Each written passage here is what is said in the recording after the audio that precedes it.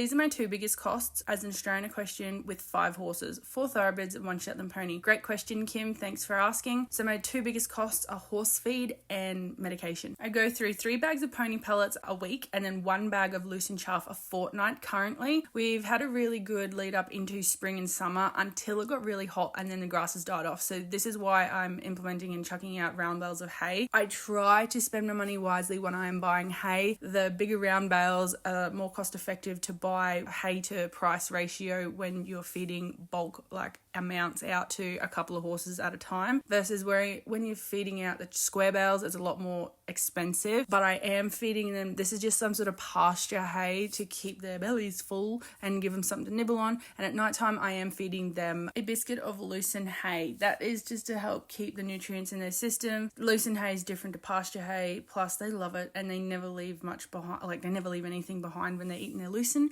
so that is never money wasted. Whereas this white hay, they will just drop a lot of it on the ground and forget about it. At least they're being fed and there's something there for them to access when there's nothing in the paddock. But obviously it's a lot different when we do have the pasture in the paddock and they can just go eat and graze naturally when we've got the grass there to do so.